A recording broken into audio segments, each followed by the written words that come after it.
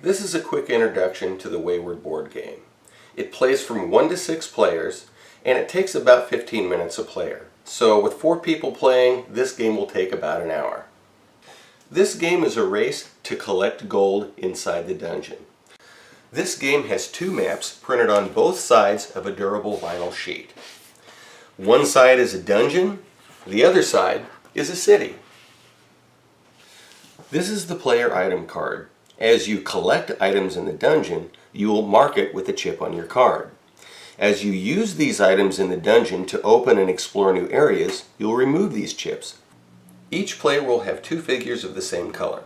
One figure that moves around and explores the dungeon, the other figure that keeps track of the gold around the gold track. When exploring the dungeon, each player has 12 actions represented by these red action chips. When a player takes their turn, they will put down an action chip to move their figure, put down an action chip to pick up an item, put down an action chip to move, put down an action chip to challenge a guard, and to do other activities inside of the dungeon. Once a player has placed all 12 action chips, his turn will be finished. He'll use the magnetic wand to pick up the chips and hand it to the next player, who will take their turn. Here are some of the things you'll notice when looking over the map. Sometime you will run into doors.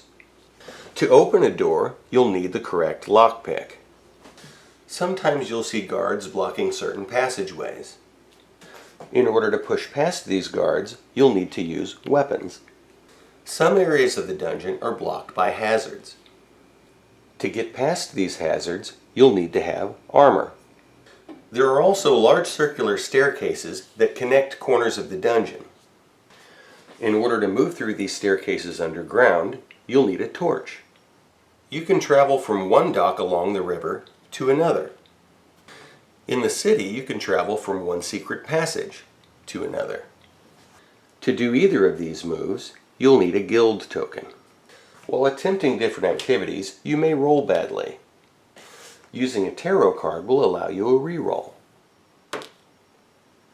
Using an hourglass will give you 6 additional actions. The challenge is to find the items you need in order to open up the most lucrative path. Each map also has special rooms. Here you can dig up graves to collect golden items. In this room you attempt to open the right combination of tombs. In this room you challenge fighters to collect gold. In this room you attempt to steal gold from the dragon. Valuable items such as lockpicks are usually more difficult to get to. In the city you can try to fight your way through the inn. Try your luck in the goblin fighting pit. Or ride the catapult, which will fling you across the board into a random room. But if you land in jail, other players may attempt to rob you. If you can escape jail through the sewer, then you can look for a random item in the rubbish heap. But if you pick up a cursed item, it will block that spot on your card until the end of the game. In conclusion, this game is a choose-your-own-adventure to collect the most gold you can and get out at the end of the game before they close the gates and attempt to trap you in the city or the dungeon forever.